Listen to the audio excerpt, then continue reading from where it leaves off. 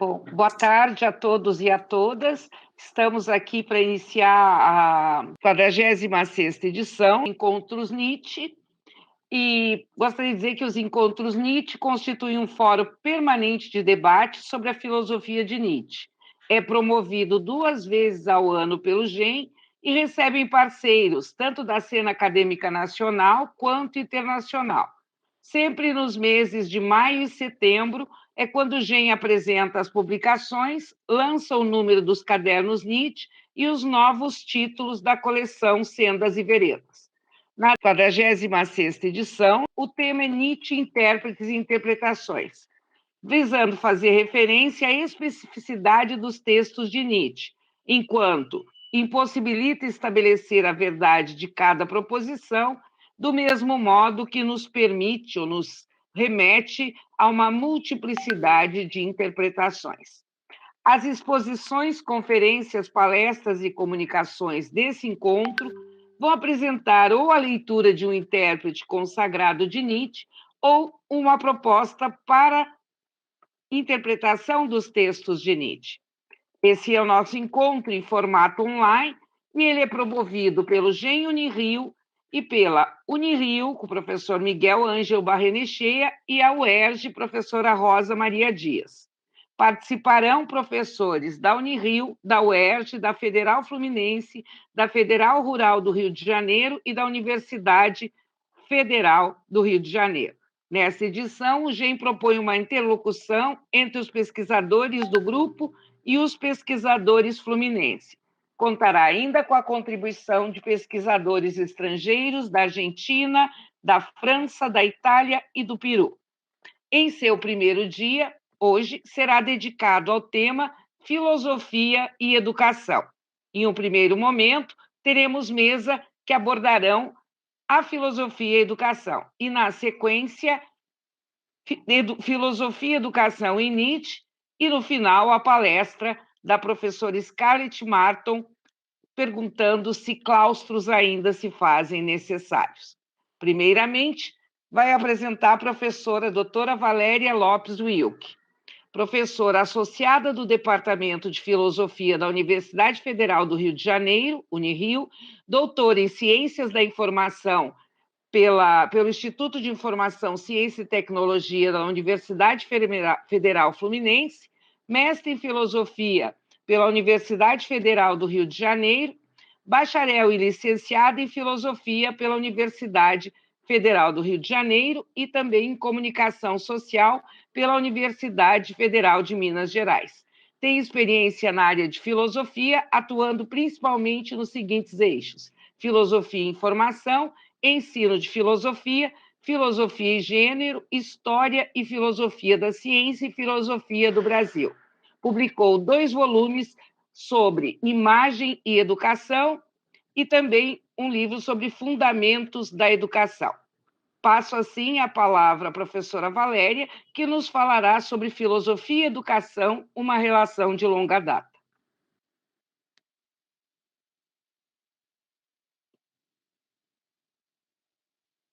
Microfone, Valéria, por favor. Sim, eu havia fechado. Me desculpa aí, essas coisas, né, acontecem. Boa tarde aos que estão vendo presencialmente, ao vivo e a cores nesse momento. Boa noite, bom dia para aqueles que virão, assistirão depois, né? Eu agradeço muito a Vânia, ao GEM, né, pelo convite para estar presente nesse evento, e também para ter sessões, né, sobre educação, né? Isso é importante, né, a gente refletir sobre essa relação entre filosofia e educação. E é justamente sobre isso que eu me propus a conversar com vocês, sobre essa relação entre filosofia e educação, que vem de muito longe. Aqui eu vou abordar pela geografia e pela história da filosofia ocidental, né?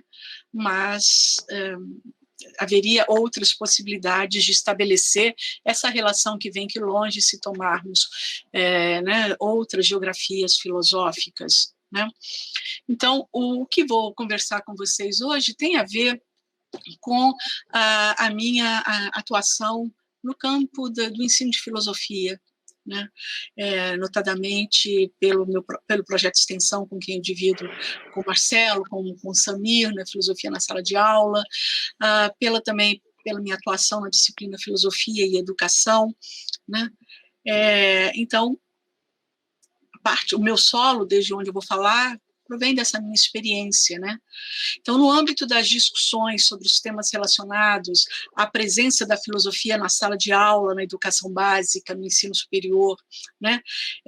E também a relação entre educação e filosofia nas disciplinas ministradas, nas licenciaturas do CCH, do Centro de Ciências Humanas e Sociais, onde eu atuo, especialmente filosofia e educação. Eu tenho me dedicado, por um lado, né, então, à reflexão dos diferentes elementos que constituem a educação básica e a superior, também como as questões curriculares, as regulações nacionais e suas implicações, tanto na formação docente, quanto no trabalho docente, no chamado chão da escola, as metodologias de ensino, né, dentre outros temas. E, igualmente, também eu retomei a investigação sobre teorias pedagógicas e também abordagens filosóficas sobre educação que compõem a tradição o filosófico ocidental. Então, tendo como referência aspectos dessa tradição realizada no antigo mundo grego e não em outras geografias filosóficas, o objetivo dessa apresentação é discorrer sobre alguns aspectos das relações estabelecidas entre o pensar filosófico e aquilo que hoje nós conhecemos como questões pedagógicas e que, a meu ver, estão presentes, pelo menos desde o embate Sócrates-Platão e outros filósofos que passaram a história como sofistas, né, como Górgias, Protágoras, Trasímaco, dentre outros. Em geral, esse embate é declarado como o ponto de inflexão fundamental para os caminhos posteriores do próprio filosofar ocidental, uma vez que lançou as bases para o estabelecimento do métron, que foi considerado verdadeiro para nossa aproximação da realidade, né? Tendo em vista a compreensão dela, né, sob seus diferentes aspectos. Apagou? Alô? Eu acho que eu sumi. Não? Então, sobre diferentes aspectos e consistência, né?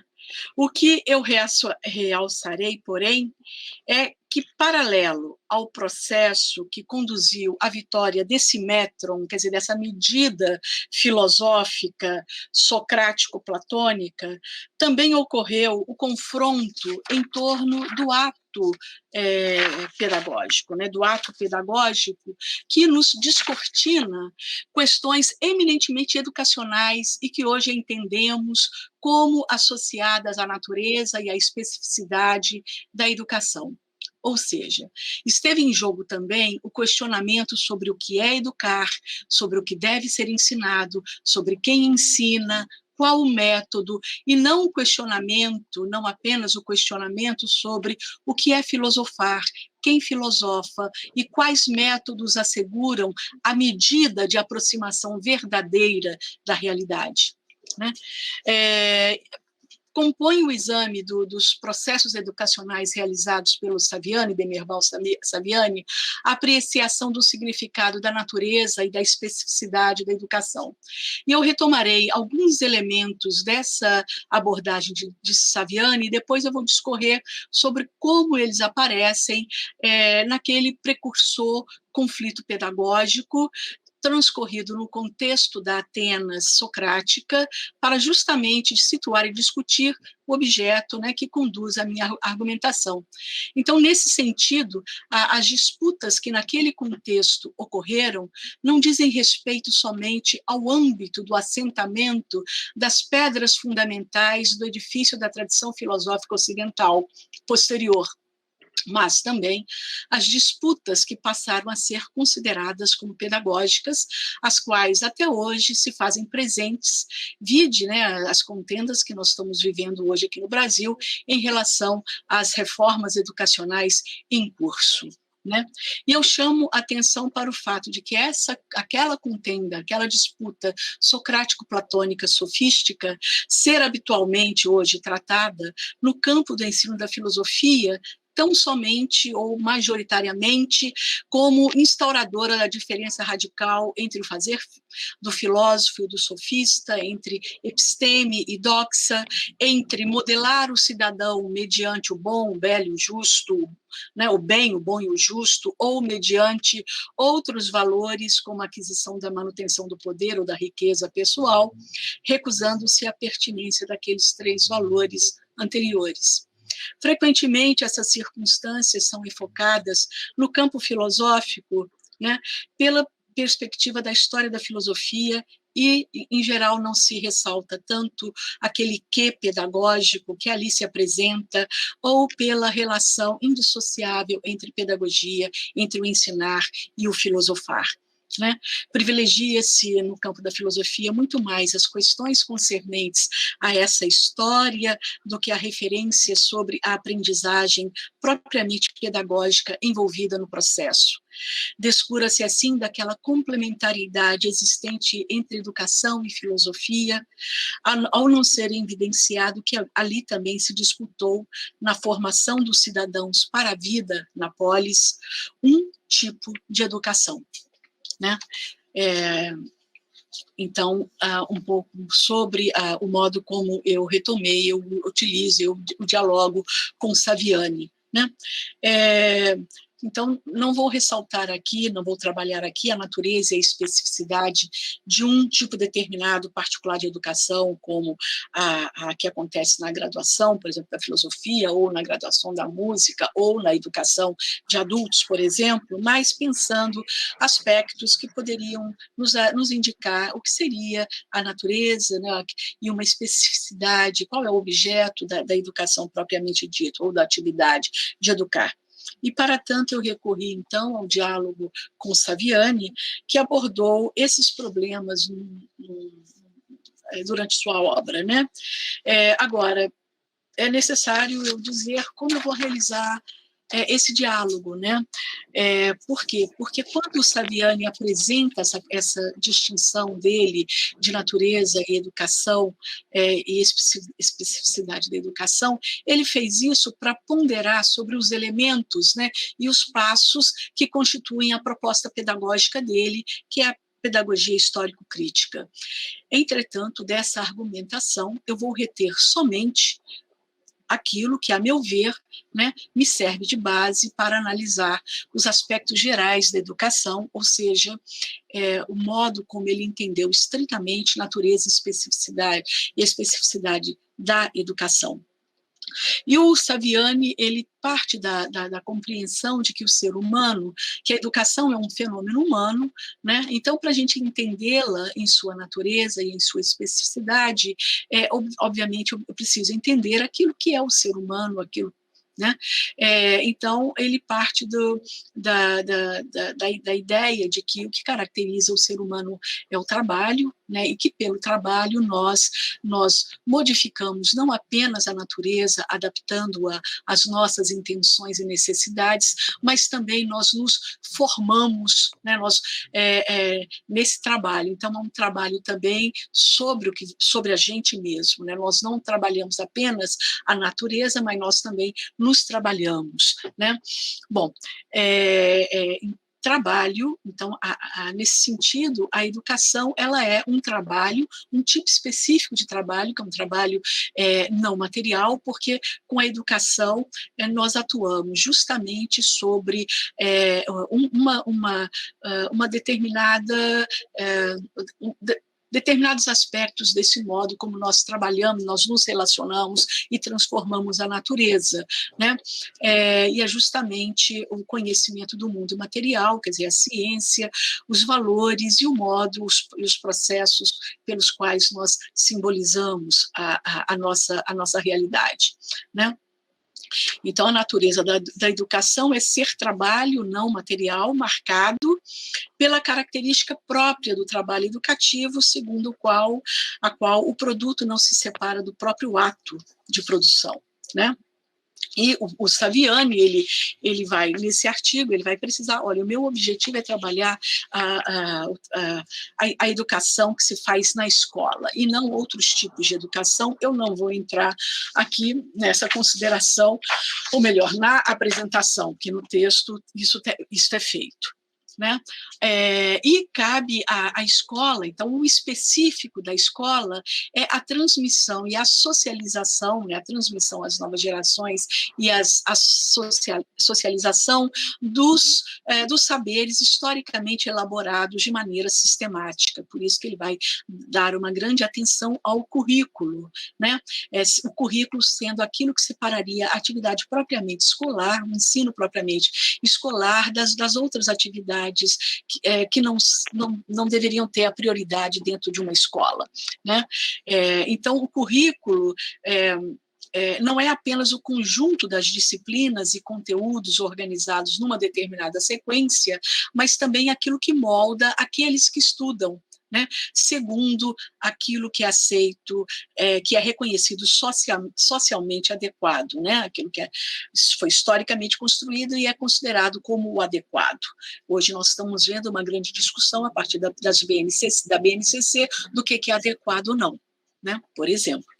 Então, pode-se depreender, pela proposta de Saviani, alguns aspectos que eu vou utilizar para dar conta daquele meu objeto de explanação anteriormente indicado, né? Então, no campo da educação, sempre teve presente a preocupação com a formação de um certo tipo de ser humano e que variou, né, conforme a geografia e a história determinadas, né, a fim de justamente habilitar os indivíduos para agirem adequadamente sobre a realidade, transformá-la segundo os parâmetros, os critérios validados por uma determinada organização social, né, ou por uma cultura. Posso afirmar também que no campo da filosofia a mesma preocupação se apresenta, pois a elaboração da medida adequada para nos aproximarmos da realidade, a percepção e a compreensão da realidade demanda como ato contínuo o ato educacional de formar o indivíduo a fim de habilitá-lo para ir ao encontro da realidade por um certo caminho e não por outros, né? Por exemplo, nesse sentido, então, a formação dos indivíduos, dos envolvidos. Isso significa que os sujeitos individuais e coletivos, num determinado conceito social, produzem e se apropriam daquilo que é produzido, e para tal produção concorrem os processos educativos, os saberes construídos socialmente, né, as diferentes abordagens, né, e nessa circunstância eles se fazem a si mesmos. Por isso, quando nós aprendemos a ser, nós também aprendemos a fazer algo. É uma relação aí indissociável, né? E a reflexão teórica sobre a educação como um todo pavimentou os percursos que permitam que sejam visíveis alguns marcos necessários para a investigação do significado do ato educacional, o que deve ser ensinado, quem pode ensinar, a quem ensinar, como deve ser ensinado e para que ensinar, né? Então, é a ação educativa intencional, portanto, que posso relacionar a reflexão de Saviani, que versa sobre a natureza da educação e sua especificidade, com as atividades e os trabalhos desenvolvidos por Sócrates e por Górgias. Então, eu vou privilegiar aqui um diálogo platônico, que é o Górgias, que é justamente sobre a retórica, a função da política, né, o justo e injusto na política, e que depois certamente será muito criticado, talvez, na discussão da grande política ou em outras considerações kantianas, né? O diálogo, ele em geral é considerado aquele diálogo que aborda a retórica a partir do encontro de Sócrates com alguns dos seus personagens ligados à arte retórica, e mediante a discussão do objeto da retórica, Platão então apresentou a sua perspectiva. A filosofia e a verdadeira política associada a ela, né, visam o bem, ao passo que a retórica volta-se para o agradável, né, para a lisonja. E, além de Sócrates, três outras figuras aparecem nesse diálogo a partir do diálogo dialético que Sócrates entabulou com eles, né? Que foi o próprio Gorgias, que foi um eminente filósofo daquela época, né? E que foi um mestre renomado, né? Da retórica, o Polo, que foi um estudante, vamos falar assim, da antiguidade grega, da retórica, e, por fim, o Cállicles, que se apresentou como aquele que não temeria as consequências nefastas que pudessem estar relacionados ao emprego da retórica, depois de toda a consideração que foi feita, né, anteriormente. O diálogo, então, ele foi construído, estruturado a permitir que Sócrates discutisse dialeticamente com cada um deles, e com cada um ele foi avançando numa discussão sobre o que vem a ser retórica, né? E depois apresentar o que, por fim, ele considera, né? Então, primeiro com Gorgias, depois com Polo e depois com Cállicles, uma vez que Gorgias e Polo foram literalmente aprisionados numa arapuca, na arapuca discursiva de Sócrates, né? E, por fim, o Cállicles fala: eu não vou temer as consequências de ver a retórica de uma determinada maneira, né? Então, Cállicles, ele intervém no momento que Polo também foi encurralado, né, pela vergonha que poderia haver em relação às consequências das suas ideias, e, nesse momento, Cállicles sustentou que não haveria erro em afirmar que a retórica é uma experiência ligada à bajulação, à lisonja, que promova a felicidade do mais forte, mesmo às custas de injustiças cometidas. Eu não vou entrar aqui na apresentação, nos passos de toda essa discussão, isso vai estar presente no texto completo, senão não dá para eu avançar em outros assuntos, né? Então, ao analisar o contexto grego do embate Sócrates-Platão e Gorgias, pelo viés educacional, que é inseparável do viés filosófico, percebe-se implicitamente o questionamento sobre o que deve ser ensinado, sobre quem pode ensinar, sobre como ensinar, sobre o que ensinar, né? Por exemplo, o que ensinar? Aceita-se majoritariamente, né, o tema que o diálogo é a retórica, sendo que há quem aponte que o tema do diálogo é o justo e o injusto. E Sócrates ali estabeleceu a retórica como uma empiria relacionada ao hábito de agradar, para justamente discutir a justiça e a injustiça que devem pautar a vida pública. Enquanto essa empiria ligada à lisonja, ao agradar, que visa persuadir, a sofística ensinaria aos estudantes, segundo a tradição convencional, que compreendia a justiça como o que era útil ao mais forte ou a quem detivesse o poder. Nesse sentido, moldaria a alma de seus aprendizes conforme a lógica da persuasão, deixando de lado a realidade do justo e da justiça e, por conseguinte, da felicidade relacionadas ao justo e à justiça, né? Então, Sócrates, o ensino, né, para a vida, o que está em pauta é ensinar o que conduz a vida na polis, né? Sócrates apresenta uma perspectiva, né? A quem ensinar, né? Basicamente, os estudantes aprendiam com Sócrates e com Gorgias. E quem eram esses estudantes, né? Eram os estudantes das elites, basicamente das elites atenienses, ou aqueles que poderiam ter uma vida notadamente de ócio. E a partir dessa ideia do ócio, eu retomo a etimologia escolé, né, que está na origem da palavra escola latina, que nos dá a palavra escola, e que naquele contexto grego, os estudantes que aprendiam com Sócrates e com Gorgias, né, eram aqueles que realmente tinham uma vida marcada, né, aqueles que marcada pelo ócio, né?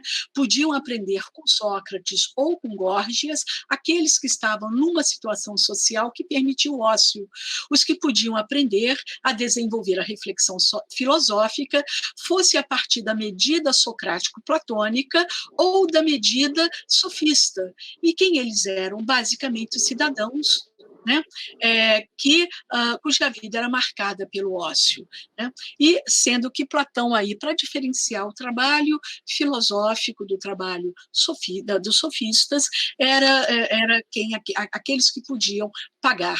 Mas quem podia pagar? Justamente aqueles também que viviam, que podiam sair da vida do trabalho, propriamente dito, e se dedicar, ou ter um tempo da sua vida dedicada ao ócio. A pergunta como ensinar, né, coloca a questão dos métodos e as técnicas presentes no ensino-aprendizagem.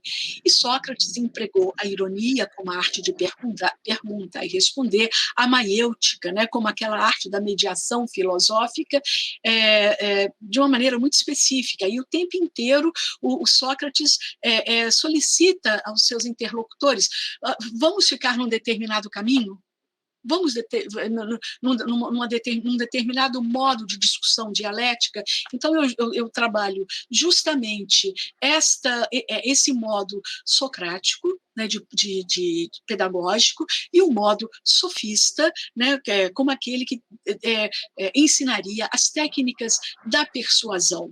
Para que ensinar? Né? Então, nos planos, essa pergunta nos joga nos planos da intencionalidade relativa à moldagem daqueles que se tornarão cidadãos na polis. Por isso, para legislar e governar a cidade, segundo Platão, era necessário ser educado para o bem. Portanto, a educação tornou-se um meio para o conhecimento e para as virtudes relacionadas à vida feliz, justa e bela da polis, né? Para Gorgias, né?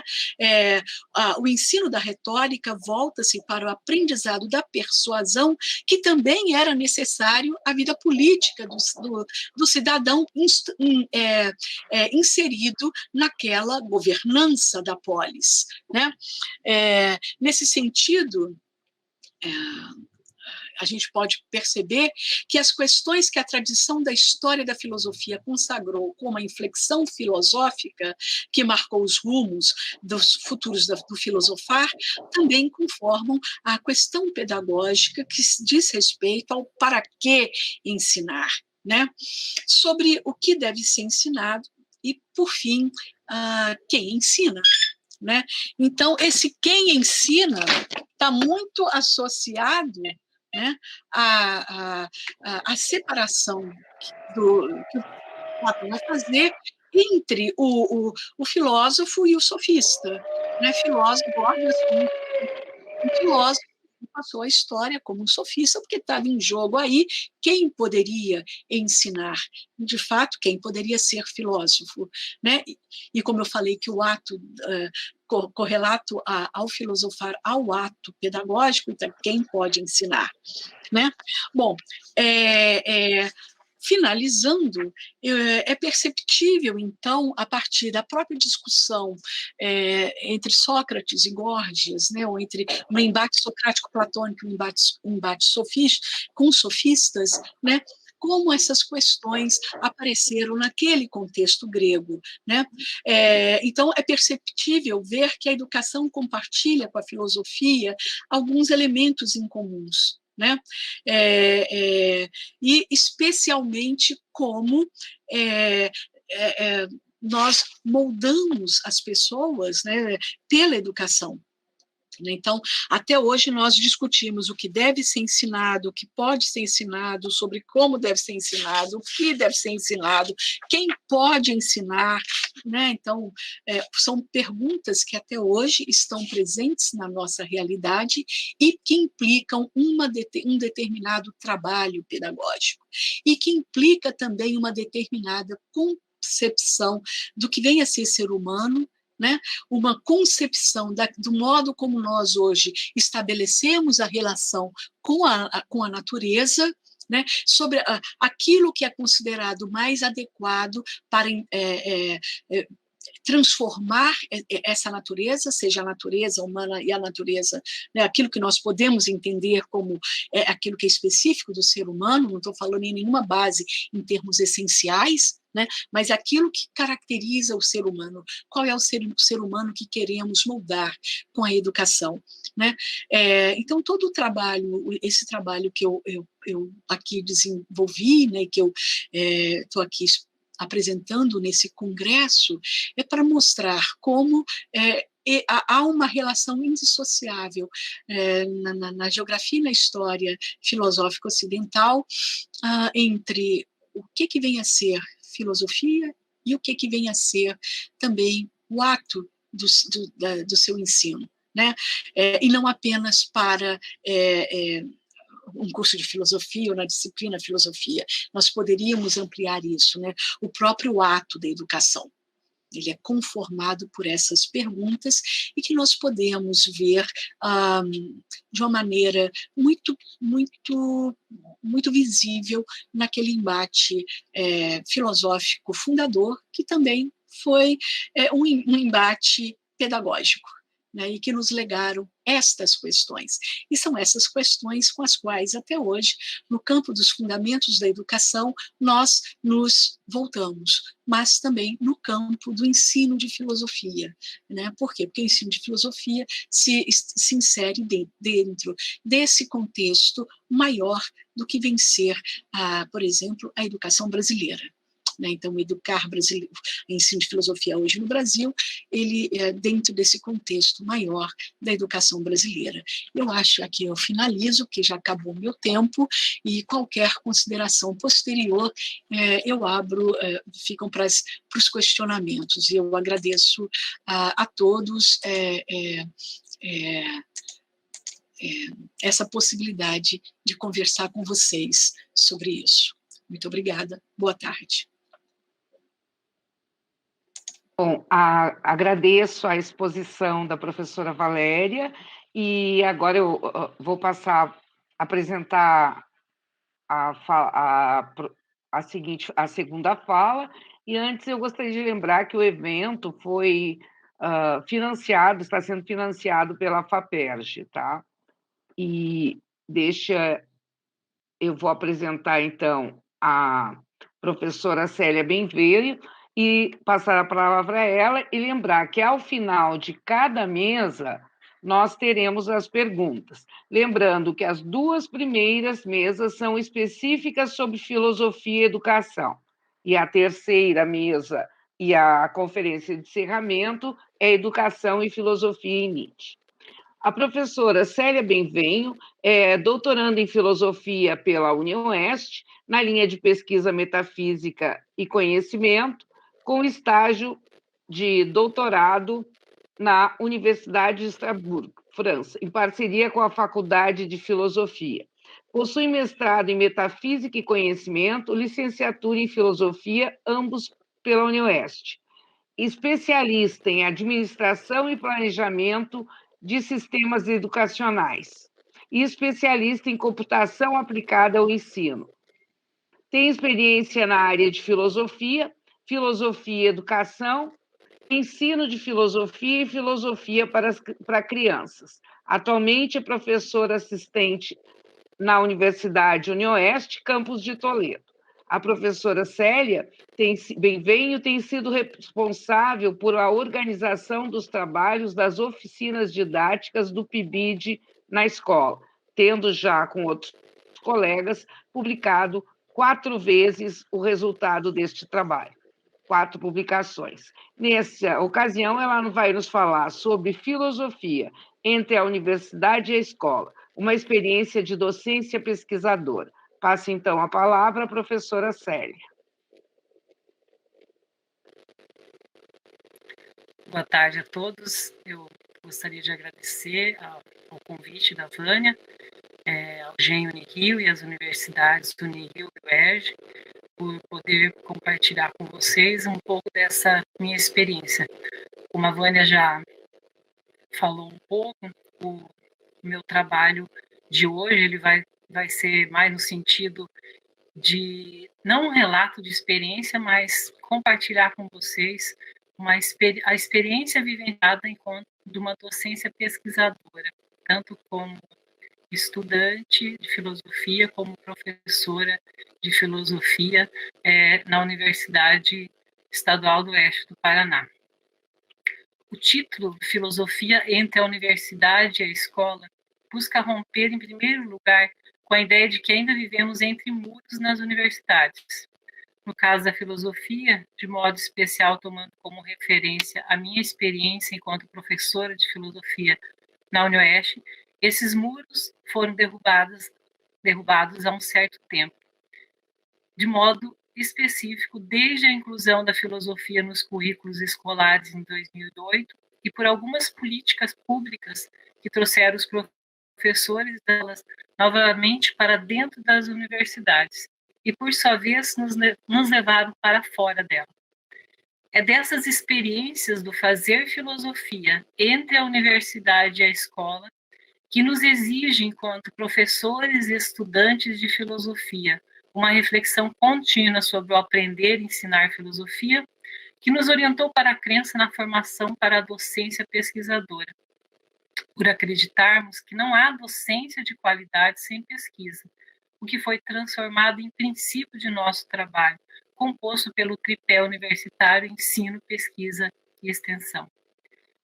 Esse texto é primeiramente fruto de uma reflexão que fiz com outras 2 colegas professoras do curso, professora Esther e professora Neuci, em que, na ocasião, resgatamos o trabalho de formação de professores de filosofia que o curso de filosofia da UniOeste vem fazendo em seus 40 anos de funcionamento. De modo especial, destacamos a preocupação com a formação para uma docência pesquisadora, que passou a orientar o trabalho desde 2008.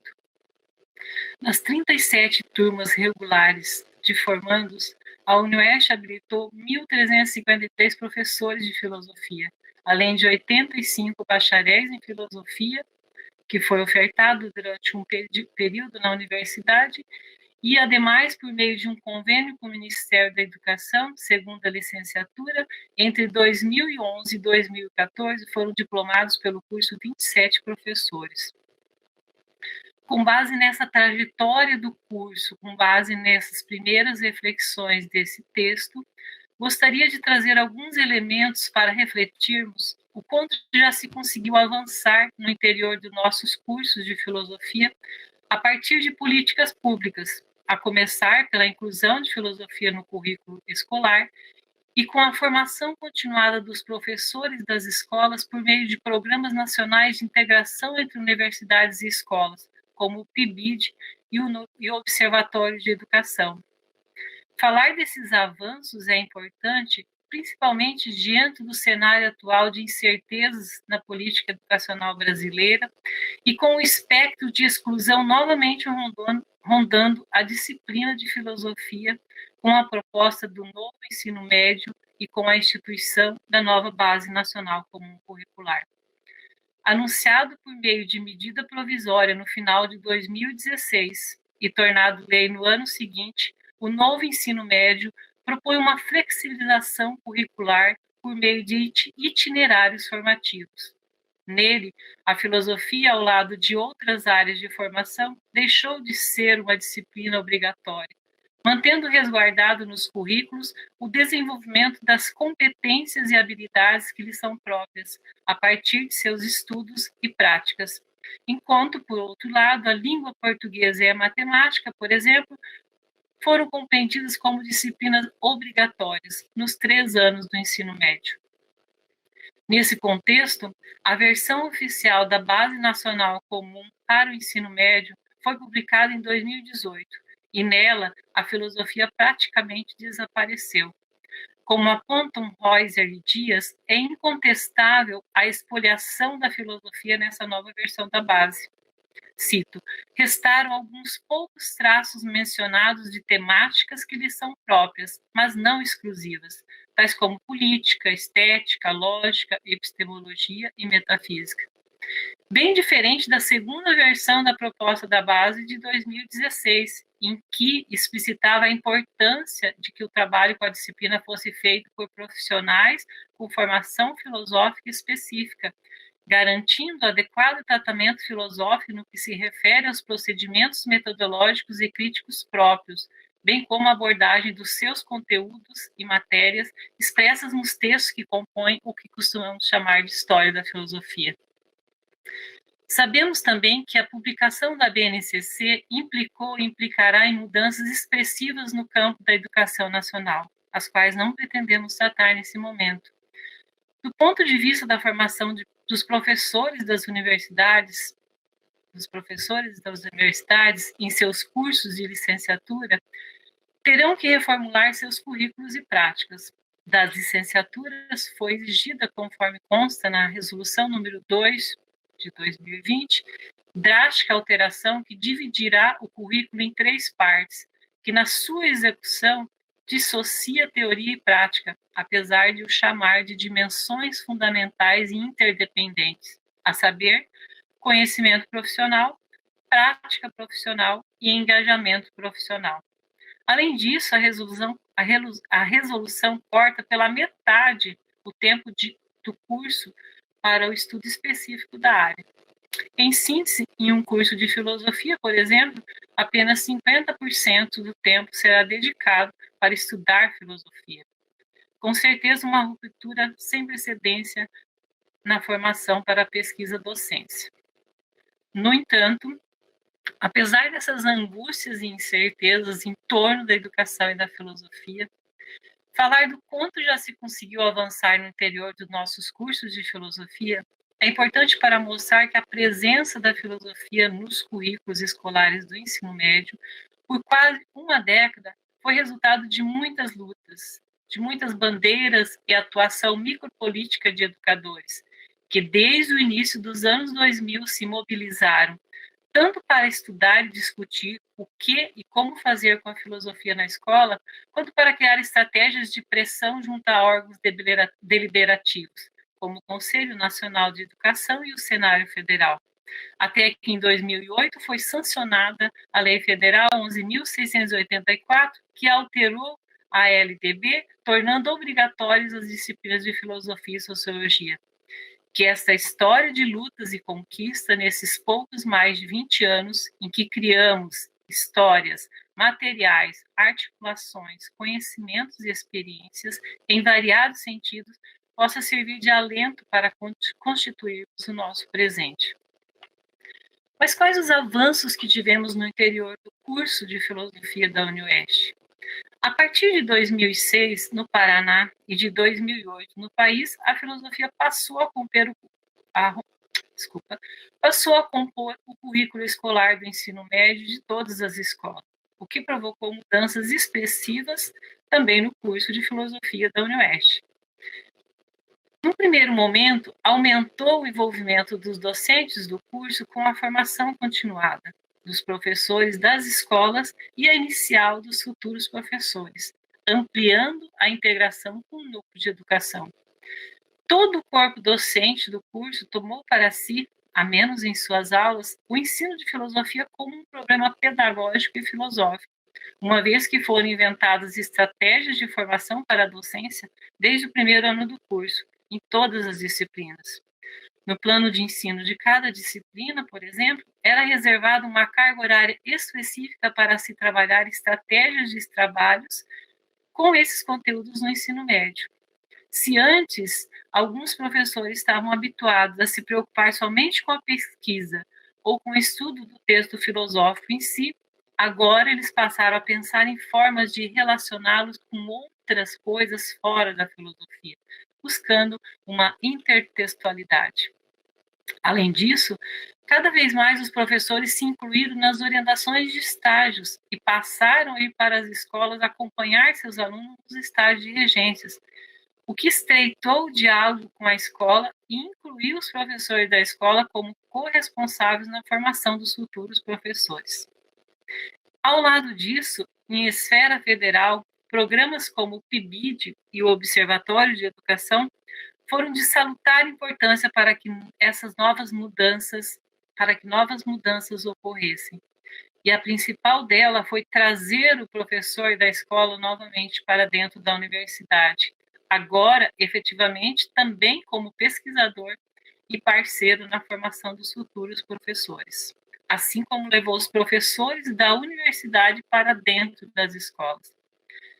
O PIBID, Programa Institucional de Bolsa de Iniciação à Docência, criado em 2007, foi o maior programa de formação para a docência da história da educação brasileira, com vistas a apoiar estudantes de licenciaturas e integrar o ensino superior com a educação básica.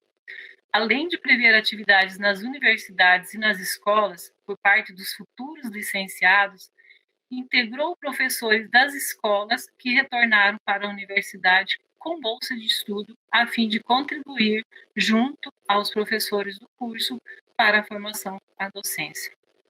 Na Universidade Estadual do Oeste do Paraná, o programa funcionou de 2009 a 2017, contemplando 20 cursos de licenciatura distribuídos em seus 5 campi.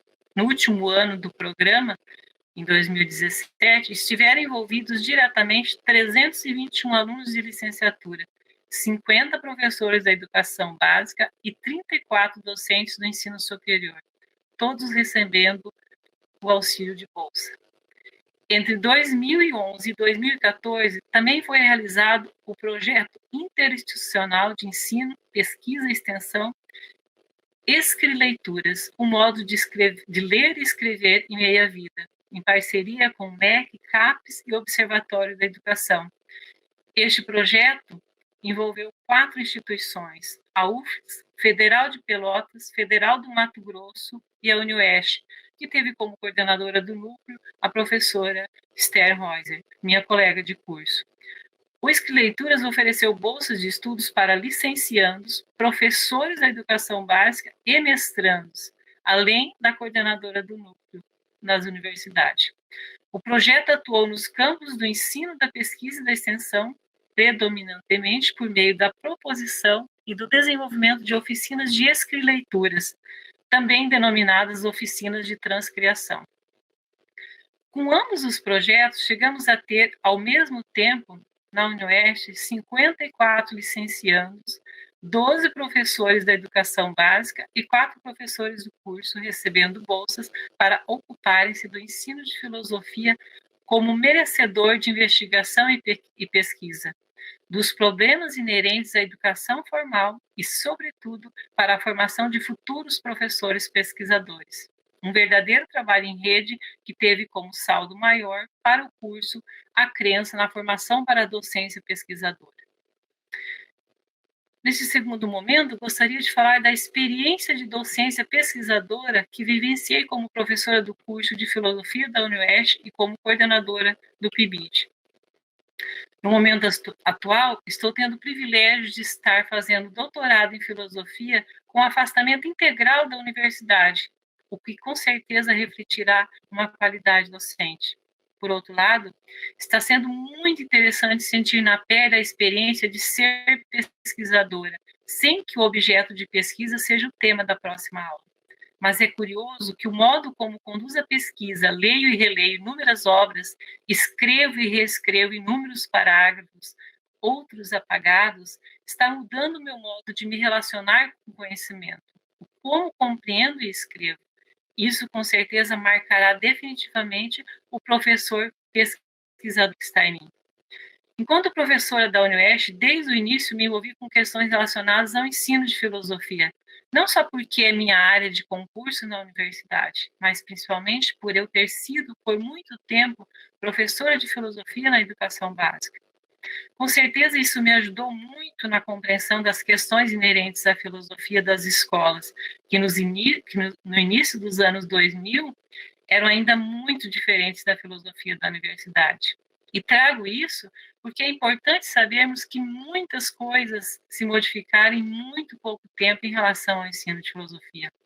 Hoje, é comum recebermos alunos do primeiro ano de filosofia que já tiveram contato com muitos textos de filósofos no ensino médio. Hoje, podemos dizer que não temos filosofias diferentes na universidade e no ensino médio. Temos, sim, estratégias de trabalho diferentes, mas longe de serem superficiais. Participar também do projeto de reestruturação das disciplinas que trabalhavam com a formação para a docência e principalmente com o projeto de estágio supervisionado após a inclusão da filosofia nos currículos do ensino médio, foi importante para que eu compreendesse a lógica do ensino de filosofia nas escolas estaduais do Paraná e pudesse adequar o planejamento das disciplinas de formação docente, levando em conta suas necessidades.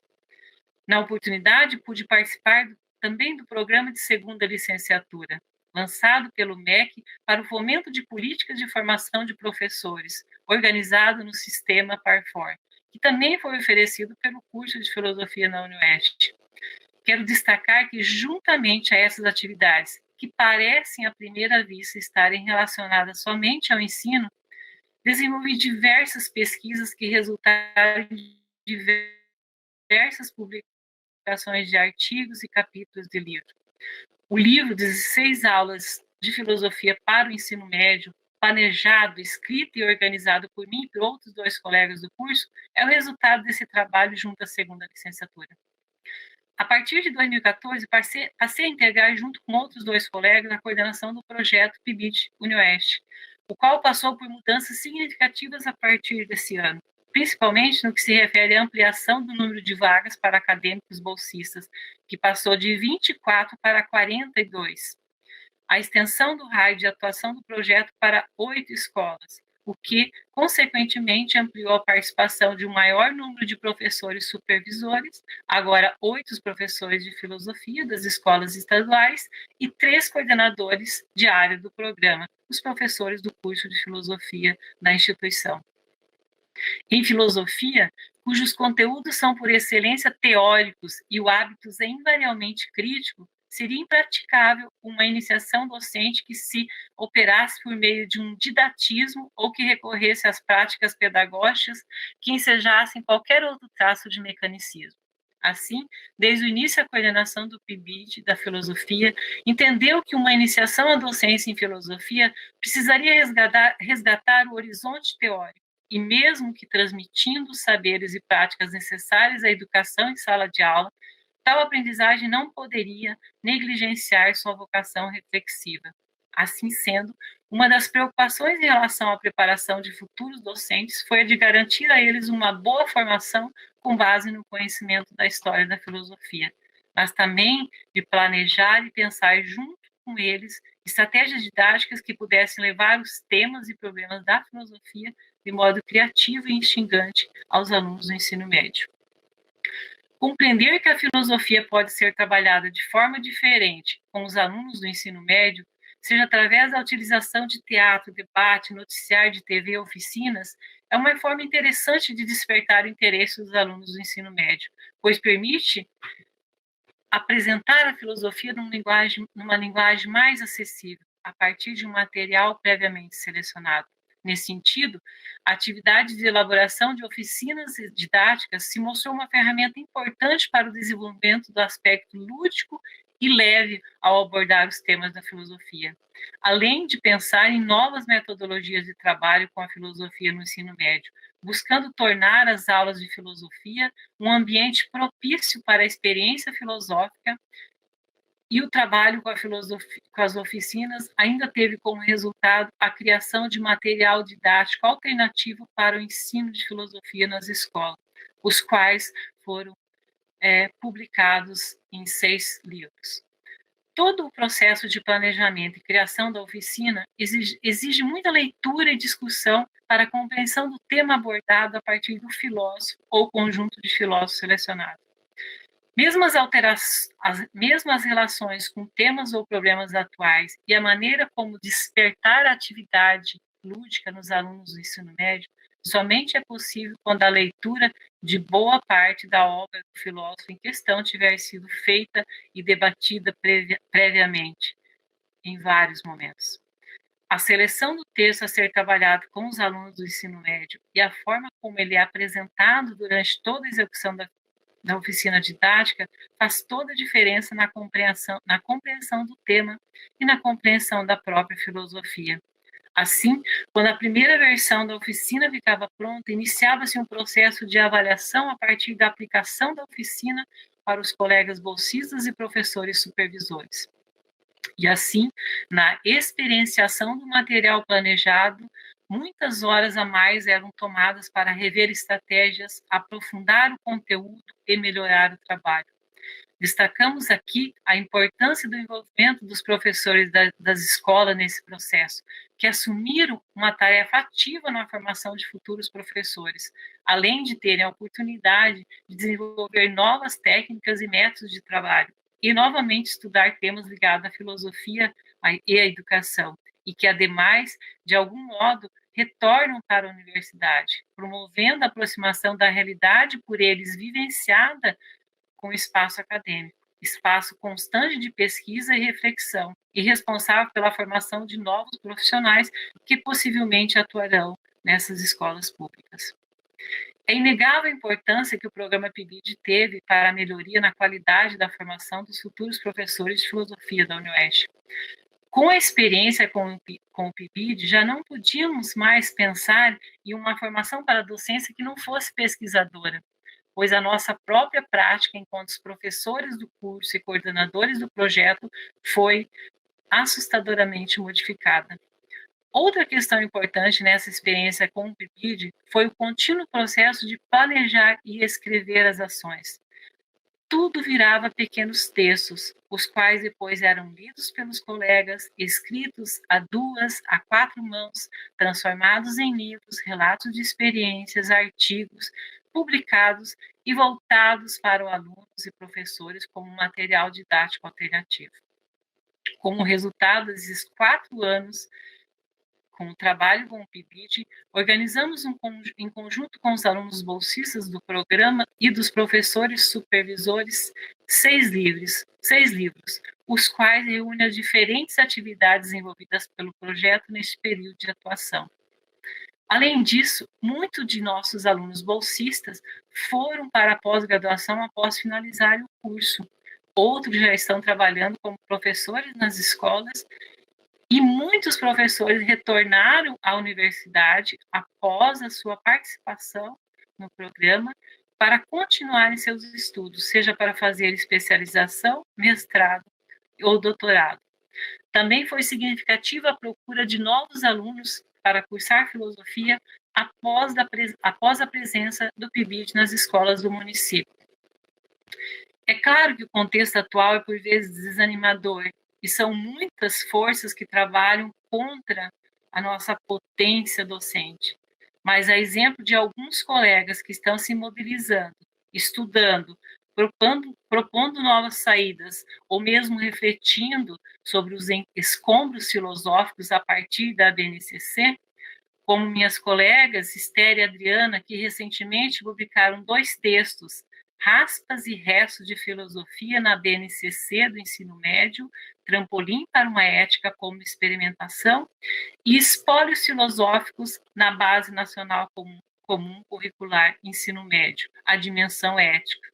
Como elas dizem, não com o objetivo de baixar mais nossa potência de vida, se é que ainda é possível, mas para contribuir para que cada um de nós crie linhas para sairmos coletivamente das situações que aprisionam o pensamento filosófico educacional e o nosso trabalho docente, porque individualmente não há saída. Obrigada. Bom, gostaria de agradecer a exposição da professora Célia, e agora nós vamos passar a, a última exposição desta primeira mesa, e, na sequência, teremos espaço para um debate. Agora, então, apresentará o professor Dr. Samir Haddad. Ele possui graduação em Filosofia pela Universidade Federal do Rio de Janeiro, graduação e licenciatura em Filosofia pela mesma universidade, mestrado em Filosofia pela Universidade Federal do Rio de Janeiro e o doutorado também pela mesma Universidade Federal do Rio de Janeiro. Atualmente é professor adjunto da Unirio, Universidade Federal do Estado do Rio de Janeiro. Tem experiência na área de filosofia, com ênfase em filosofia política e contemporânea, atuando principalmente nos temas política, ética, direito, Hannah Arendt, totalitarismo e filosofia contemporânea. Ele organizou, junto com outros colegas, Ceticismo, Dialética e Filosofia Contemporânea, publicado em 2019. O Samir nos falará sobre filosofia e educação. Passo, então, a palavra ao professor Samir. Bom, boa tarde. É um prazer estar aqui com vocês e esperamos que continuemos tendo uma tarde agradável. Bem, antes de mais nada, eu gostaria de agradecer aqui o convite da professora Vânia Zeredo e do Grupo GEM para fazer parte desse encontro, como um preâmbulo da discussão que acontecerá mais tarde, Nietzsche e Educação, nesse primeiro dia desse evento internacional, que eu acho que deve ter sido construído com muito esforço, né, nesse momento de emergência sanitária. Então, obrigado pelo convite aí, Vânia. Bom, o que eu vou apresentar é um conjunto de questões que foram delineadas em trabalhos e exposições anteriores e que ainda permanecem como tópicos de interesse e que servem ou serviriam de pressupostos para o trabalho no grupo de extensão da Unirio, Filosofia na Sala de Aula. É o grupo do qual faço parte, junto com a professora Valéria, que acabou de falar, e o professor Marcelo Guimarães, que é o coordenador, que falará na próxima mesa, além de outros professores e alunos de graduação e pós-graduação, tanto da Unirio quanto de outras instituições. O Filosofia na Sala de Aula teria como objetivo desenvolver a formação dos professores e licenciados por meio da discussão de temas relativos ao ensino de filosofia, à interdisciplinaridade, a questões teóricas, políticas e ideológicas de uma educação filosófica e aos sentidos do ensino e do aprendizado em filosofia. Quando, em fins de 2014 e 2015, eu me reuni ao grupo formado pelo professor Dalton Alves, ele ainda se chamava A Filosofia como Matéria de Ensino na Educação Básica, por uma educação filosófica pedagógica. E era a conjugação de esforços em torno da atuação da filosofia no ensino médio, em um momento em que tudo parecia possível. Já há um tempo, a filosofia havia recuperado seu lugar no ensino médio e se tratava, de fato, de restabelecer o contrato entre licenciandos e academia. Bom, acabamos nos vendo tomados pela barbárie que nos assola até agora. Veio o impeachment, a reforma do ensino médio, o corte de verbas. Quando é que a gente imaginou que ia haver um secretário de cultura fantasiado de Goebbels? Vejam, o que eu vou apontar aqui para o senhor apontar aqui são questões, na verdade, o campo de problematização, enfim, que relaciona filosofia, educação, escola e ensino. Não pretendo buscar soluções, mas compartilhar os caminhos que creio devem orientar as reflexões e que orientam as reflexões do nosso grupo sobre o tema e através dos quais as relações entre filosofia e educação podem ser pensadas. Eu gostaria de fazer uma apresentação para os senhores para acompanhar o texto. Eu ainda não decidi se essa nova forma de apresentação virtual, se essas apresentações ajudam ou atrapalham. Isso, né? Eu vou tentar apresentar aqui para poder acompanhar. O que eu vou colocar aqui são só citações, os esquemas, para que a gente possa acompanhar. Não sei, a gente vai descobrir com essa contínuo dessa nossa atividade se isso é a melhor forma de funcionar. Vamos lá.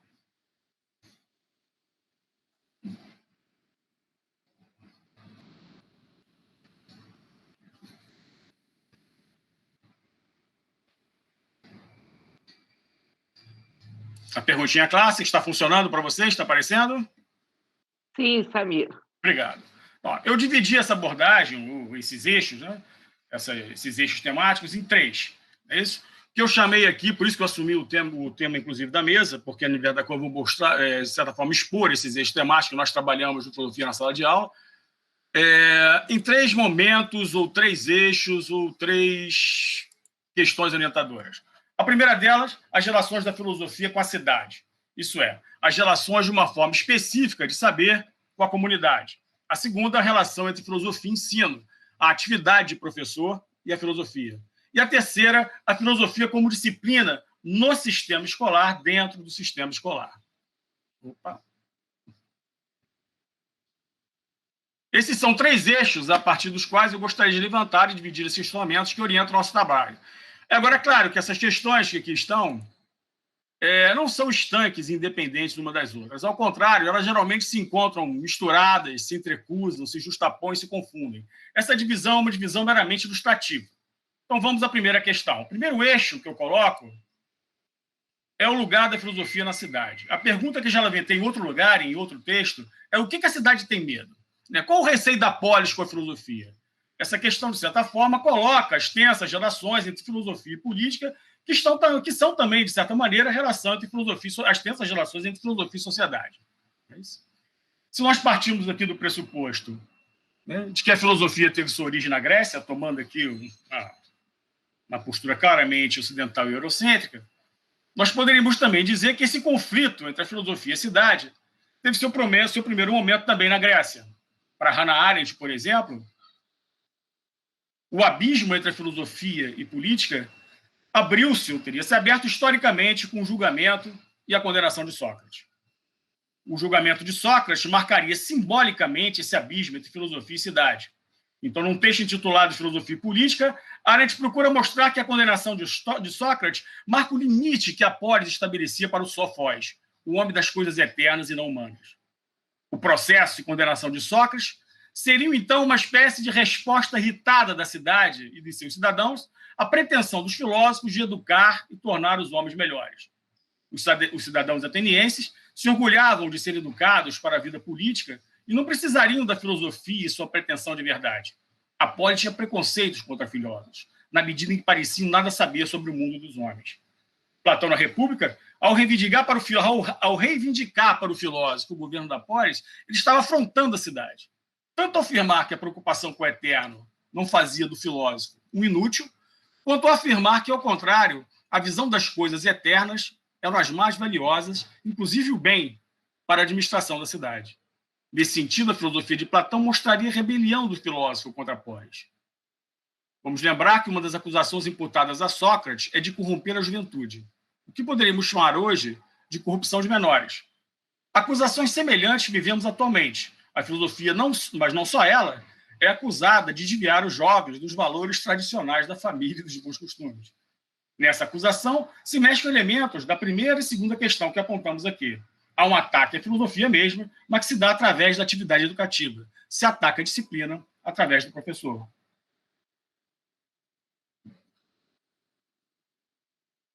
Podemos, então, dizer que, em relação à cidade, o filósofo seria um desajustado. E, nesse sentido, a filosofia foi e é um desafio à educação tradicional. Acredito que a questão que se esboça aqui, e para onde ela resulta, é que, se a despeito das circunstâncias políticas, que como circunstâncias são sempre transitórias, haveria algo na própria filosofia ou no ensinar filosofia que a predisporia negativamente contra a cidade ou faria a cidade se indispor contra ela. O que parece assustar a cidade é o questionamento do óbvio, do senso comum. O que a cidade não suportava e ainda não suporta é que os seus valores socialmente estabelecidos, ainda que derivem, ou principalmente porque derivam de preconceitos e má compreensão, sejam colocados em questão. A filosofia assusta quando questiona, e não quando procura doutrinar, porque nesse caso é solenemente ignorada e nenhum mal é capaz de causar. Aqui apontamos apenas alguns elementos iniciais. Poderíamos lembrar também, por exemplo, de Giordano Bruno. Sabemos que não foi condenado por defender as teorias de Copérnico, mas por contestar o poder. Giordano Bruno foi condenado por contestar ministros da igreja, negar a fé católica, reivindicar a existência de uma pluralidade de mundos. Se prestar atenção aos verbos, o que condenou o Giordano Bruno foi contestar, negar e reivindicar. E vejam, se o julgamento e a condenação de Sócrates marcam o início do abismo nas relações entre filosofia e cidade, a 11ª tese de Marx sobre Feuerbach leva esse problema para um outro patamar, a filosofia se fazendo com praxe. E hoje a questão ainda fica mais complexa e interessante, na medida em que outras posições que antes não tinham espaço na academia ganham voz e visibilidade. Me refiro ao discurso decolonial, de gênero, etnia, da relação sul-norte, a predominância do discurso eurocêntrico, questões que não fazem diminuir o receio em torno da filosofia. Em resumo, o conflito filosofia e cidade atravessa toda a história da filosofia. Filosofia e ordem vigente condenou Sócrates à morte, queimou Giordano Bruno, anatematizou Spinoza e o Marx foi expulso de todos os lugares de onde viveu.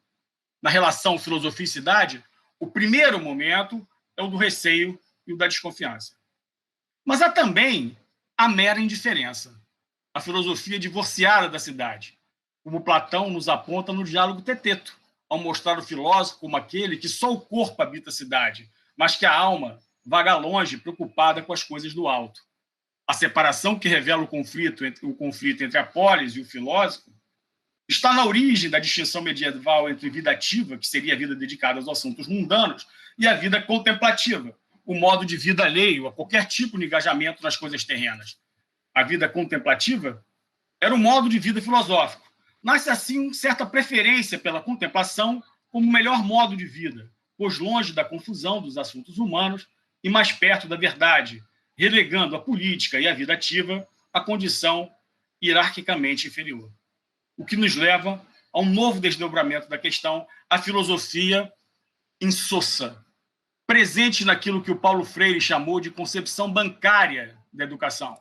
Em que lugar de comunicar-se, que em lugar de se comunicar-se, o educador faz comunicados e depósitos que os educandos, meras incidências, recebem pacientemente, memorizam e repetem. A ideia da filosofia como um saber desvinculado do mundo dos homens é a desculpa para que a filosofia assuma essa feição bancária e volte para o seu lugar, longe dos homens e da cidade, lugar em que nenhum mal pode causar. Historicamente, isso parece também ter sido uma parte do seu destino, pois afastada da cidade, se encerrou nos castelos medievais, participou como entretenimento nos salões da burguesia, frequentou a universidade, criou seus profissionais e nenhum mal causou. Ainda que, como Castoriadis afirma, o desejo da filosofia de se tornar a conselheira dos tiranos, o sonho platônico de Siracusa, ainda permanece. Aqui um outro desdobramento da questão. O filósofo como conselheiro do tirano e a serviço da ordem vigente. Para Castoriadis, Platão inauguraria a era dos filósofos que se extraem da cidade. Ao mesmo tempo, possuidores da verdade, querem ditar leis para ela, com total desconhecimento da criatividade instituidora do povo, impotentes politicamente, têm por suprema missão tornar-se conselheiros do príncipe. Quantos pensadores não viram nas experiências políticas da história a expressão das ideias que concebiam, inclusive das experiências totalitárias do século XX? Vou deixar a tarefa de procurar os nomes com vocês, principalmente no século XX, mas podemos ter Platão, Dionísio, Sêneca e Nero, Diderot e Catarina, Voltaire e Frederico, Heidegger. Lembrando que, só para os senhores, que hoje nós também temos o auto-intitulado filósofo como conselheiro do tirano. Né? Percebemos, ou podemos perceber, que esses três desdobramentos da questão, né, que eu descrevi aqui, né, a desconfiança e com a relação à filosofia, o afastamento do mundo e o conselheiro do tirano, os três momentos podem ser percebidos em Platão. No Teteto, temos o afastamento do mundo e das coisas dos homens. Na República, a contestação dos valores da polis. Na Caça 7, o conselheiro do tirano. Esse é o primeiro eixo de questões. Eu passarei agora ao segundo eixo de questões, que é a relação entre filosofia e ensino, que aparece apontar para a inseparabilidade entre filosofia e ensino. E aqui determinamos pensamos a perspectiva da filosofia como saber específico e a perspectiva da atividade do professor. Que, de certa forma, é uma pergunta pelo meu e o nosso fazer. Né? O que se coloca aqui é, tanto no contexto socrático quanto agora, como separar a filosofia de ensino. Né? Eu vou partir da reflexão, né, aqui, de Claude Lefort, no ensaio Filósofo. Nesse ensaio, o Lefort se pergunta se seria possível separar filosofia de ensino, se essa não seria, desde sempre, a essência da filosofia. Isso se deu quando ele foi perguntado como se tornou filósofo. E a resposta que ele deu foi uma resposta oblíqua, né, que revelava mais a profissão do que a atividade dele. Ele nos diz que a pergunta o deixou embaraçado, né, porque dava como certo algo que não era evidente, né, pois a resposta implicaria que ele se assumisse a identidade de filósofo. A sua resposta foi: professor, concluía eu, a imagem agradava-me porque me fazia parecer abaixo de mim, consentindo me nomear como tal, eu conservava sem dúvida a esperança de exceder essa definição. Filósofo, a palavra perturbava-me, porque parecia me designar acima de mim. Não se tratava de um duplo engano? Não seria melhor se eu não rebaixasse tanto a função de professor e não realçasse tanto a função de filósofo? Não deveria eu, além do mais, prestar mais atenção ao seu entrecruzamento? Poderá a filosofia dissociar-se completamente do ensino? O que é instigante na pergunta do Lefort é esse mais e além de mim, a filosofia, como algo superior e inalcançável, e que revelaria uma ambição desmedida. E o menos aquém, o professor, o magistério, o contaminado com o mundo, com a prática. Nessa imagem da filosofia se encontram modelos que percorreram a história, enquanto, claro, pouco valor atribuído ao magistério é evidente empiricamente. E o magistério de filosofia é duplamente desqualificado, como filosofia e como magistério. Vide os ataques constantes, por parte, inclusive, das instituições que deveriam prezar o saber. No ensino superior, nas universidades públicas e em algumas confessionais, o lugar do professor ainda não está completamente desqualificado. O mesmo, talvez, não possamos dizer das universidades, faculdades e centros universitários privados espalhados pelo país inteiro. Apesar de que, nas condições contemporâneas, seja difícil pensar a filosofia dissociada de ensino, e a nossa própria condição como professores universitários nos coloca a exigência do tripé ensino, pesquisa e extensão, a relação entre filosofia e ensinar não pode ser dada como óbvia. É uma pergunta sobre o que é o pensar. Como exemplo, para Hannah Arendt, haveria diferença entre pensar e agir, entre ensino e pensamento? Para pensar, seria preciso se retirar do mundo. Questionada sobre se a atividade do teórico e a do professor são formas de agir, Arendt respondeu peremptoriamente que ensinar é algo diferente e escrever também, mas que pensar em sua pureza é diferente. Nos diz que os filósofos modernos afirmam de forma apologética que pensar é também agir. Para ela, pelo contrário, para pensar tem que, em grande medida, deixar de participar, de me comprometer. Pois só podemos agir em concerto e só podemos pensar sozinho. O agir é ocupar o espaço da aparência. Pensar é, de alguma forma, se retirar do mundo. E ensinar seria abrir simplesmente a possibilidade ao pensamento. E não é em nenhum momento doutrinar. O comprometimento, ao contrário, pode facilmente levar a não mais pensarmos. Não é a mesma medida de Foucault, por exemplo, quando afirma: não sou um escritor, um filósofo, nem uma grande figura da vida intelectual, eu sou um professor. Aqui ele separa filósofo de professor. Mas durante sua exposição no Collège de France, diz que o que ele fazia todos os anos não era ensino, mas prestação de contas da pesquisa, pois não tinha retorno, intercâmbio, contato. Essa prestação de conta era um substituto incompleto do processo de ensino ligado à pesquisa. Aqui relaciona pesquisador e professor. Essa é a expressão dele, que está lá no Em Defesa da Sociedade.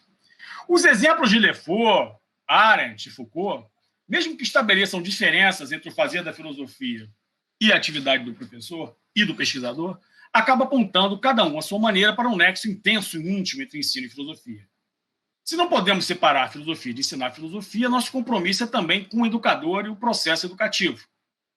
Eu queria, então, voltar aqui à questão do Lefort, e a pergunta sobre como se tornou um filósofo. A conclusão que ele chega é que ele se tornou filósofo, ou professor, por causa de um encontro no fim dos seus estudos secundários. Um encontro com um professor de filosofia, no caso dele, Merleau-Ponty, que, segundo ele, lhe serviu de inspiração, e que parecia antes, como ele diz, inventar seu pensamento quando falava do que instruir sobre o que ele já sabia.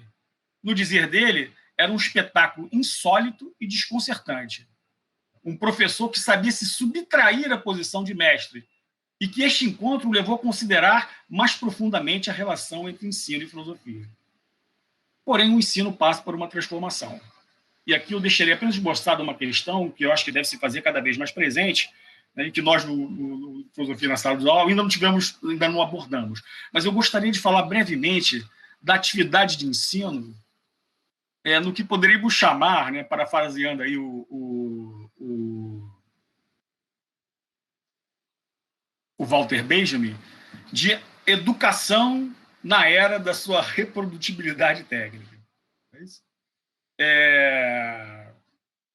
Eu estou tomando emprestado aqui a expressão para me referir às condições, né, para as quais se encaminha a educação e a atividade do professor, né, e a sua culminância nesse momento singular que vivemos, né, na qual nossas aulas, nossos eventos acadêmicos, são virtuais e mediados por um aparato técnico que possibilita encontros que antes seriam difíceis e até improváveis, mas, ao mesmo tempo, aponta para um futuro no qual o exercício da educação será bastante diferente. Claro que a história é imponderável, né, e não sabemos. Né? Eu já disse aos colegas professores, né, que não gostaram, não ficaram muito satisfeitos com isso, que eu me sinto, nesse momento, como uma espécie de chofer de carruagem, um cocheiro na passagem do século XIX para o século XX. Eu me pergunto se a atividade de ensino, como a conhecemos, permanecerá a mesma. Já desde antes dessa emergência sanitária, nós acompanhamos o crescimento de inúmeros cursos à distância e virtuais. Cursos que se constituem de aulas gravadas há tempos e que permanecem disponíveis, mesmo o professor já tendo se retirado da instituição, ele nada recebendo por isso. Além disso, vemos uma proliferação de aulas e palestras oferecidas gratuitamente nos canais digitais, por puro prazer, que, claro, algum dia podem até ser cobradas, mas essa receita provavelmente irá para as empresas. Né? Canais especializados em todos os temas, cobrindo todos os assuntos. Esse próprio, lógico, ficará disponível. A pergunta que devemos fazer é se haveria alguma coisa na filosofia, no ensino de filosofia, na atividade do professor, que possa resistir a esse processo. Assim, descobriremos, assim, propriedades insuspeitas no processo educativo que o possibilitem ser substituído pela mera reprodutibilidade técnica? E assim nos encaminhamos para a terceira questão. As peculiaridades da filosofia, seu saber e fazer, frente às exigências do ensino, do sistema de ensino organizado. A filosofia como disciplina no sistema escolar.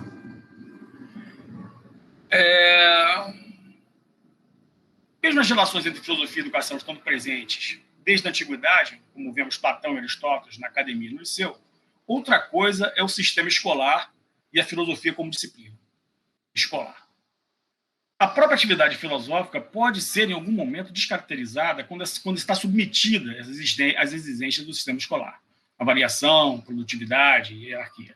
Então, nesse terceiro conjunto de questões, podem ser abordadas perguntas pelo currículo, pelas formas de avaliação, material didático, métodos, abordagens possíveis e, agora, competências e habilidade. Porém, para colocar essas questões, alguns pressupostos já devem estar dados. E chama atenção para vocês no que a Hannah Arendt nos fala na crise da educação. Nas palavras dela, né, normalmente a criança é introduzida ao mundo pela primeira vez através da escola. No entanto, a escola não é, de modo algum, um mundo e não deve pretender sê-lo. A escola é antes a instituição que se interpõe entre o domínio privado do lar e o mundo, de forma a tornar possível a transição da família para o mundo. Aqui o comparecimento não é exigido pela família, e sim pelo Estado. Dois elementos se destacam: o papel do Estado e a escola como espaço mediador entre público e privado. O primeiro, ainda que a escola seja um direito humano fundamental, é o Estado que impõe a escolaridade, resultado de um processo que é concomitante às revoluções burguesas e às formas de Estado daí derivadas. Seus conflitos, interesses econômicos, políticos e sociais subjacentes estão sempre presentes. Como processo histórico, é o feito da transformação nas formas de socialização. Sendo a escolarização exigida pelo Estado, a filosofia como disciplina escolar estará atrelada, de alguma forma, a esses propósitos. A função da escola e do conhecimento estão incluídas no conjunto dos interesses em jogo. Isso fica mais evidente quando formas autoritárias assumem o poder do Estado, como agora. E se revela a contradição entre, por um lado, o projeto do conhecimento como crítica, ou emancipação, ou criação, ou consciência das próprias determinações, e, por outro lado, as concepções produtivistas, funcionais, conservadoras, ou nacionalistas ou liberais, isso depende sempre das circunstâncias, que são desejadas pelo Estado. Assim, temos que ter em conta que qualquer projeto de resistência que a filosofia possa ter dentro do sistema escolar, seja o ensino médio ou o ensino superior, deverá levar em conta que está escrito em um projeto estatal. Então, como diz a letra de uma canção dos anos 70, não sei se vocês lembram, de um grupo chamado Secos e Molhados, a canção chama-se Primavera nos Dentes, seria como se, no centro da própria engrenagem, inventar a contramola que resiste. Se alguém tiver curiosidade, pega no Google, Primavera nos Dentes, essa é uma das estrofes, no centro da própria engrenagem, inventar a contramola que resiste. É uma espécie de fármaco, né, para esses tempos sombrios. Né? Bom, no âmbito da filosofia como disciplina no sistema escolar, as concepções da escola e do sistema educativo devem nos deixar atentos. Se a gente olhar para uma perspectiva que privilegia o econômico como fundamento do poder, como, por exemplo, faz Althusser, né, encontraremos a escola como um aparelho ideológico de Estado. Né? Segundo Althusser, a reprodução da força de trabalho não existe somente uma reprodução da sua qualificação, mas, ao mesmo tempo, uma reprodução da sua submissão às normas da ordem vigente. O pensamento de Althusser se enquadra no que o Demerval Saviani chamou, ele é um representante aqui, né, do que o Demerval Saviani chamou de teorias crítico-reprodutivas da escola. De fato, Althusser é o aparelho ideológico do Estado que assumiu a posição dominante nas formações capitalistas modernas, foi o aparelho ideológico escolar. Ele cumpre o papel que, na Idade Média, pertenceu à Igreja, formando hoje o par família-escola no lugar do par família-igreja. E vemos que agora, por exemplo, o sistema das igrejas, tanto as católicas quanto as protestantes, procuram, ao mesmo tempo, recuperar o espaço diante do sistema escolar laico e retomar o poder que um dia tiveram como aparelhos ideológicos. Daí a aliança do escola sem partido, de triste memória, e grupos religiosos. Né? Os perfis expostos na internet por esse grupo, né, naquela época são muito esquisitas, se dividia, né, entre acusações de doutrinação política e ofensa aos princípios religiosos. Fica a dúvida se essa ação se deve à recusa da escola em reproduzir as condições ideológicas desejadas, vamos chamar dessa reação, ou o que Demerval Saviani, ele mesmo, chamou de mecanismos de recomposição da hegemonia da classe dominante. Bom, se olharmos de outra perspectiva, que não da teoria crítico-reprodutivista, mas se olharmos de outra perspectiva, a partir de uma compreensão da autonomia do poder, não submetida ao econômico, como apêndice do econômico, e o poder não como reprodução, mas como produção, como, por exemplo, Foucault, acabamos por encontrar a escola e o sistema escolar como uma instituição de sequestro e normalizadora, o que Foucault chama de sociedade disciplinar, um dispositivo, uma técnica e método, né, que permite o controle minucioso das operações do corpo e os tornam dóceis, né, úteis e produtivos. Né? Não há aqui só reprodução, mas produção. A disciplina fabrica corpos dóceis, produz subjetividade. Nas palavras dele, como está aqui, é dócil um corpo que pode ser submetido, que pode ser utilizado, que pode ser transformado e aperfeiçoado. E o sucesso desse processo disciplinar se deve ao que ele chama de olhar hierárquico, sanção normalizadora e o exame.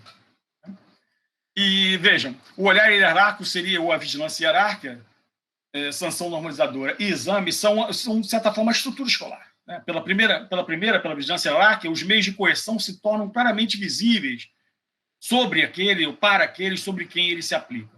A hierarquia dentro e fora das salas, a própria disposição da sala, a divisão dos grupos, o controle das atividades e do tempo, a fiscalização. Pela sanção normalizadora, se reproduz a miniatura de um mecanismo penal. Eu gostaria de botar a citação, porque, para quem esteve numa sala de aula vai ver, né? O que ele chama de sanção normalizadora é a instituição de uma espécie de mecanismo penal em miniatura, né, que são aplicadas dentro dessas instituições, inclusive a escola. Né? São micropenalidades do tempo, atrasos, ausências, interrupção das tarefas, da atividade, desatenção, negligência, falta de zelo, da maneira de ser, grosseria, desobediência, dos discursos, tagarelice, insolência, do corpo, atitudes incorretas, gestos não conformes, sujeira, da sexualidade, imodéstia, indecência. Ao mesmo tempo é utilizada a título de punição toda uma série de processos sutis, que vão do castigo físico, saia da sala, né, vai falar com o diretor, está suspenso, leve a privações ligeiras e a pequenas humilhações. E, junto com a sanção normalizadora, o exame, né, que é um controle normalizante, uma vigilância que qualifica, classifica, pune, estabelece sobre os indivíduos uma visibilidade pelo qual eles são diferenciados e sancionados, quem é melhor e quem é pior. Nele se vem reunir a cerimônia do poder e a forma da experiência. Né? É uma espécie de demonstração da força, né? E o estabelecimento da verdade que faz parte dessa Constituição. O Foucault aplica generalmente essas técnicas, né? Tanto a sanção normalizadora quanto o exame, quanto o olhar hierárquico, a toda instituição de sequestro. Mas, como eu disse, quem já esteve em sala de aula sabe perfeitamente bem do que ele está falando. Eu imagino também, agora, né, que a criação das escolas cívico-militares seja uma espécie de apoteose, né, desse modelo disciplinar. E eu acho que a primeira delas, no Rio de Janeiro, está para começar suas atividades agora, em 2021. Né, foi inaugurada em agosto de 2020. Eu não sei como é que ficou com a pandemia, mas o modelo já tem página no MEC, no site do MEC, podem entrar lá, vocês vão encontrar fotos, vídeos de evento, tem um vídeo lá, demonstração lá dos escolhidos como chefes da turma, o hino nacional e tudo, está muito bem feito. Eu teria curiosidade de saber como é que a disciplina de filosofia será oferecida, se será oferecida em alguma dessas escolas e como é que ela vai ser administrada. Aqui no Rio de Janeiro não será o caso, porque a escola escolhida só vai até o 8º ano, mas em outras escolas no país terá o ensino médio também. Bom, voltando, né? De qualquer perspectiva que nós olhemos, a questão da filosofia como disciplina do sistema escolar, ela não vai nos levantar problemas. Esses elementos considerados aqui devem estar presentes em qualquer análise do papel da filosofia no sistema educativo. Permanecer no sistema é, claro, um ato de resistência, mas nós devemos ter cuidado com a armadilha. Agora, voltando para a citação de Arendt, eu estou terminando, o outro aspecto que ela ressalta é o papel mediador da escola. Se a escola é a instituição que interpomos entre o domínio privado do lar e o mundo, ao contrário do que pedem as expressões conservadoras, a escola, e mais ainda a filosofia, não tem o compromisso fundamental e primeiro de fazer respeitar as convicções particulares construídas no âmbito da filosofia singular e privada. No âmbito da família, construído no âmbito da família singular e privada. Deve colocar em questão suas certezas, idiosincrasias e princípios privados, seus conceitos prévios que não foram objeto de reflexão, ainda que o faça cuidadosamente e didaticamente. Por outro lado, como representa em certo sentido o mundo, deve revelar suas contradições e conflitos, ainda que o faça cuidadosamente e didaticamente. Bom, senhores, para concluir essa breve exposição, eu gostaria só de chamar a atenção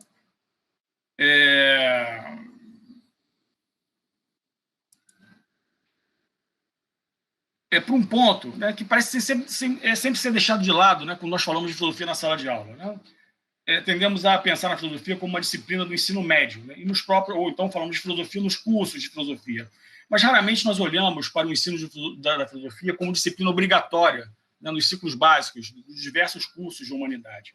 Né? E esse é um tema que eu gostaria de desenvolver na filosofia na sala de aula, porque, de alguma forma, ali você também tem filosofia na sala de aula de uma maneira muito particular. Né?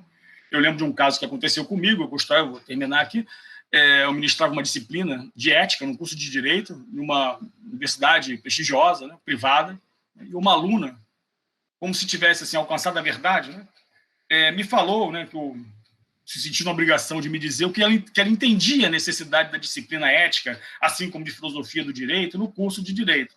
Ela disse para mim e os colegas dela que estavam na sala que aquilo ali ela entendia, que as instituições precisavam encher o currículo. Aí, vejam, foi isso que a filosofia se transformou, pelo menos no olhar dos alunos, né, encher o currículo. Mas eu respondi naquela hora com toda a tranquilidade e educação que foi possível. Mas é claro que eu pensei comigo, bom, o que ela quer fazer é um curso para rábula. Não rábula com diploma, mas é um curso de rábula, se me permite aí a contradição dos termos. Né? Mas vejam, esse problema, essa questão que eu estou levantando, não acontece só nas universidades privadas. Por isso que eu resolvi terminar o meu discurso assim. Né? Também aqui mesmo, na Unirio, em revisões curriculares de alguns cursos de ciências humanas, se planejou a saída da disciplina filosofia como disciplina obrigatória, né? E suas matérias afins, né? Dos anos iniciais da formação dos seus cursos. Mesmo na escola de educação, pedagogia, houve essa proposta, que foi recusada principalmente pelos alunos do curso, que se questionaram, se dentre outras coisas, né, porque não é só isso, né, se em nenhum momento exatamente se tramava a saída da filosofia do ensino médio, se esse seria o momento de retirar a filosofia do curso de pedagogia, a introdução à filosofia, e, de certa forma, retirá-la seria uma espécie de aval à saída da filosofia do ensino médio. Então, para os alunos, de certa maneira. Né? Bom, ela permanece aqui, pelo menos durante um tempo, mas outras reformas curriculares estão em andamento. Vejam, eu não estou fazendo aqui uma defesa de um espaço de trabalho, né? Eu estou dizendo só que um lugar onde a filosofia, porque também é uma discussão, né, da filosofia com outros saberes. E esse lugar, né, se isso que eu estou descrevendo aqui acontece dentro de universidade pública, eu imagino que não esteja acontecendo nessas múltiplas universidades particulares que recebem a maior parte das matrículas espalhadas pelo Brasil todo. Gostaria que essa educação fosse toda pública, gostaria que tivesse o mesmo nível de exigência como nós temos, mas nós sabemos que não é assim. Não podemos esperar até esse momento para dar conta disso ou para olhar para isso. Não é isso? Então, acho que nós precisamos conhecer também e apoiar esses professores e lugares que a filosofia ocupa, como disciplina no sistema escolar, né? Estabelecer uma relação mais próxima entre cursos, faculdades e colégios de filosofia e esses lugares distantes. Né? E, de certa forma, aproveitar, né, esse tema para pensar as relações entre a filosofia e os demais saberes. Bom, eu encerro por aqui. Talvez eu tenha falado muito de Sócrates, Sartre, de Foucault, né, num evento sobre Nietzsche. Eu vou gostar de ouvir o Nietzsche agora. Obrigado. Bom, gostaria de agradecer ao Samir especialmente e também a todos os expositores. E agora nós teremos um período para discussão. As pessoas da sala que quiserem fazer perguntas, eu solicito que coloquem aqui o nome aqui no chat, embora, enquanto vocês vão colocando, eu já tenho uma questão aqui da Helena Novaes. Queria perguntar para o professor Samir se ele não percebe este como um momento de ruptura. As coisas voltarão a ser como antes da pandemia? O Márcio, né, professor Márcio? Não, é assim, né? É a Helena Novaes, o Márcio que colocou, a Helena que está fazendo a pergunta. É o que eu estou falando. Helena Novaes, obrigado. Você não percebe? Olha, se as coisas vão voltar, não sei. Não sei. Eu tenho... bom, fazer aquela analogia, depois você abre a caixa de Pandora ou volta. Nunca vi você colocar ela de volta. Esse é o problema. É que não um desejo meu, quando eu falei, inclusive, que você está falando, eu acho que aquele momento que eu disse, eu falei isso numa reunião de professores, e as pessoas ficaram chateadas comigo, mas eu não estava defendendo isso. Eu estava só mostrando o momento que eu estou vivendo, quando eu falei que me senti que nem um chofer de carruagem do século XIX para o século XX. Quer dizer, que tudo aquilo que eu aprendi, a forma como funcionei, parece estar mudando, que outra coisa está acontecendo. Tudo bem, a gente aprende, se envolve com outros métodos. Eu queria saber se a própria... Eu não queria usar a palavra essência, mas, de certa maneira, o que teria de fundamental nessa relação, né, se ela se construir, se ela é exatamente isso que ia se modificar, se outra relação vai se estabelecer, ou se é só uma transformação dos meios. Se for só uma transformação dos meios, mas será que o meio, vamos dizer assim, matéria e forma, não andam, de certa forma, agregados? É isso? Com essa mudança na forma, alguma coisa no âmbito dessa própria materialidade também não se transforma? Agora, se você acha que nós vamos voltar ao que era antes, realmente não sei. Não sei. Nesse sentido, a história é imponderável. A gente não sei, eu já tomei a primeira dose da vacina, mas não tenho nem certeza se a gente vai voltar. Desculpe, eu acho que eu vou ter que ouvir lá os secos e molhados para, de certa forma, manter uma postura mais otimista diante de tudo que vai mais criativa. Mas é isso.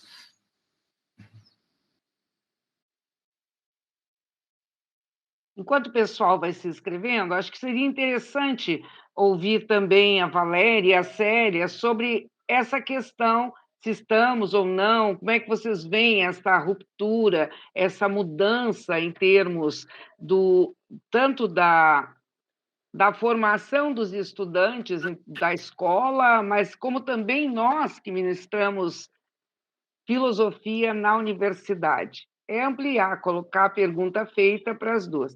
Antes de passar a resposta, só um minuto, gostaria de passar a palavra-chave, que é filosofia. Hoje a palavra-chave para o pessoal lá que preenche. Tá? Por enquanto, só isso. Por favor, Valéria, eu acho que começamos pela Valéria, depois a Célia, pode ser? Bom, eu realmente estou igual o Samir, eu não sei, a história é imponderável, né? A gente não sabe. Agora, se a gente pegar pela vertente, né, pela questão política do neoliberalismo, acho que cada vez mais a educação brasileira aqui ela está sob a ação, né, sob a pressão dos grandes grupos internacionais neoliberais. E, nesse sentido, a EAD é um campo privilegiado para se realizar, a EAD e o remoto, né? Se realizar essa educação. Eu não sei como vai ser. Não que a EAD só sirva para isso. A EAD é uma modalidade de ensino e que pode ser muito bem feita, entendeu? Estou falando quando a educação vira somente um grande comércio, e aqui no Brasil a gente sabe como esses grandes conglomerados educacionais estrangeiros entraram. Eles entraram porque aqui tem um campo. E acho que, agora, como vai ser, como nós vamos ficar nessa situação, realmente eu não sei. Realmente eu não sei, né? A gente é muito difícil, a gente está acompanhando, fazendo análise do tempo, presente, sempre é muito difícil, né?